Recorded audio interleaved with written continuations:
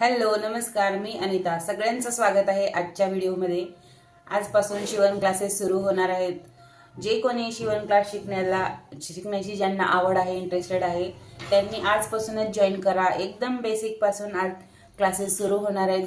ज्या प्रकारे मी माझ्या घरामध्ये ऑफलाईन क्लासेस शिकवते पूर्ण बेसिक पासून, तसंच त्याच पद्धतीने व्हिडिओ येणार आहेत. एकदम नवीन, ज्या ताईंना काहीच येत नाही त्यांना पण येईल इतक्या सोप्या पद्धतीने मी क्लासेस सुरू करत आहे. त्याच्यासाठी नवीन शिकणाऱ्या ताईंना सांगेन की सगळ्यात अगोदर तुम्हाला लागणार आहेत हे पेपर लागणार, न्यूजपेपर लागणार आहेत, कैंची लागणार आहे, स्केल लागणार आहे आणि असा इंच टेप लागणार आहे आणि लागणार आहे एक पेन. एवढंच फक्त तुम्हाला लागणार आहे. हे सगळं गोळा करा. हा व्हिडिओ बघितल्यानंतर शिकायची आवड असेल तर हे सगळं साहित्य गोळा करा आणि व्हिडिओ बघतच तुम्ही कटी करू शकता. व्हिडिओ समजलं नाही तर व्हिडिओ रिपीट करून पण बघा. एकदम सोपं करून सांगते. आणि डायरेक्ट मी शिवण क्लास ब्लाऊजपासूनच सुरू केलेले आहेत घरामध्ये सुद्धा. त्याच्यासोबत त्या ताईंना काज बटन वगैरे त्याच्यासोबतच थोडं थोडं ते पण शिकवते आणि कटिंग पण शिकवते. तर चला, नवीन शिकणाऱ्या ताईंसाठी आजपासून क्लासेस सुरू होत आहेत. तर सगळ्यात आधी आपण इथे 34 साईजचा ब्लाऊज कटिंग करत आहोत. छातीचा साईज 34 आहे. तर माप सांगते. छातीचा साईज आहे 34, लांबी आहे 14 इंच, शोल्डर आहे 5.25 इंच, कंबर आहे 7.5 इंच आणि मुंड्याचा घेर आहे 16 इंच. ह्या मापावर आपण कटिंग करणार आहोत. तर चला सुरू करूया. तर सगळ्यात आधी ब्लाऊजची लांबी 14 इंच आहे, तर त्याच्यामध्ये 1 इंच प्लस करायचा आहे. तर सगळ्यात आधी कमरेला एक सरळ रेष ओढून घ्यायची खाली. अर्ध्या इंचावर सरळ रेष ओढून घ्यायची. त्याच्यानंतर आपल्याला इथून 14 इंच लांबी असेल तर 1 इंच प्लस करायचा. तर इथून आता ह्या रेषेपासून आपण 14.5 ला एक मार्क करतोय.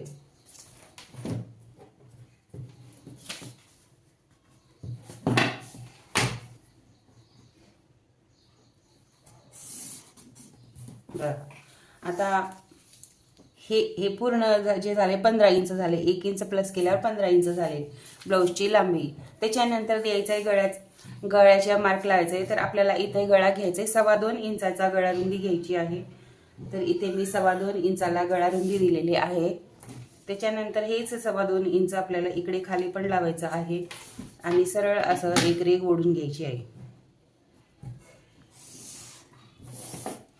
हे झालं पाठीमागचं. आपण हा जो ब्लाऊज आहे डीप नेकवर बनवत आहोत. तर ह्याच्या गळ्याची गळा जो आहे 10 इंच डीप आहे. तर इथे मी गळ्याचा मार्क लावलेला आहे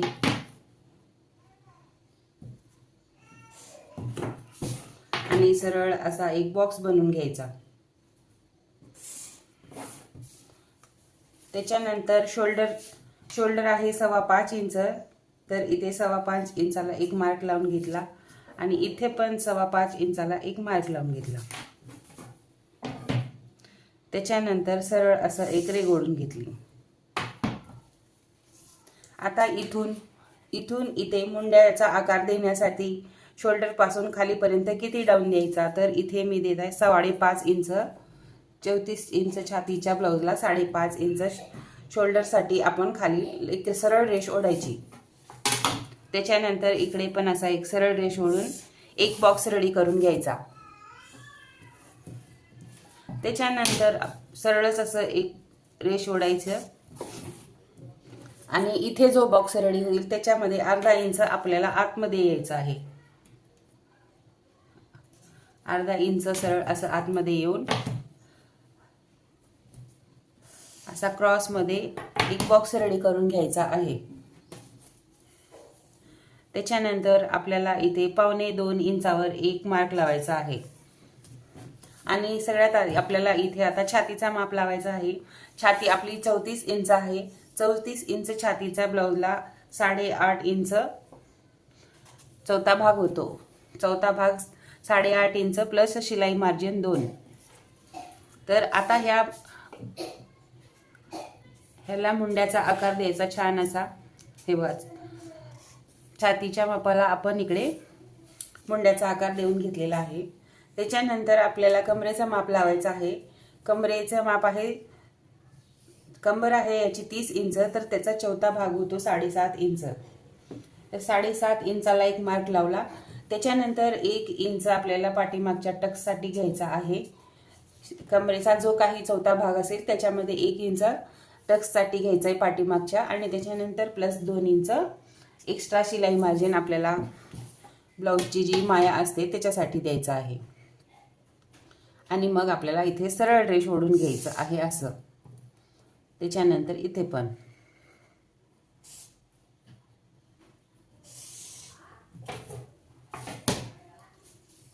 आता इथे पाठीमागचा टक्स जो आहे 8.5 इंच पूर्ण एक टक्स मिळाल्यावर इथे झालेला आहे 8.5 इंच. तर त्याच्यामध्ये आपल्याला असं हाफ करून अर्धा करून मागच्या टक्सचा मार्क लावायचा आहे.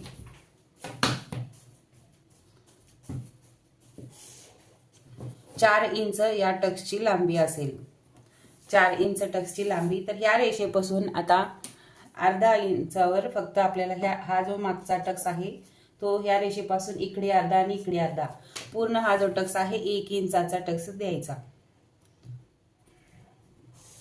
असा.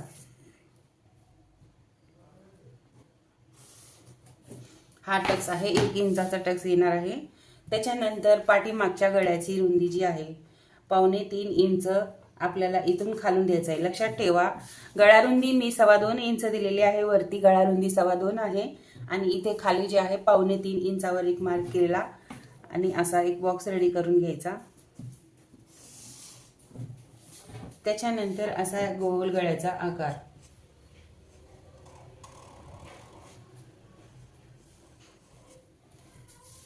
हे झाली बॅक पार्टची कटिंग. 34 साईजमध्ये बॅक पार्टची कटिंग ही झालेली आहे. तर शिवण क्लासच्या पहिल्या दिवशी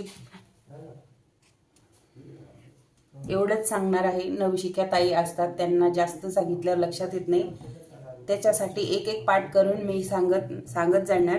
तर हा 34 साईजचा ब्लाऊजची कटिंग तुम्ही प्रॅक्टिस करून बघा. काही कळलं नसेल तर कमेंट करून सांगा, नक्की तुमचे सगळे डाऊट क्लिअर करणार. आणि असेच सोपं सोपं करून तुम्हाला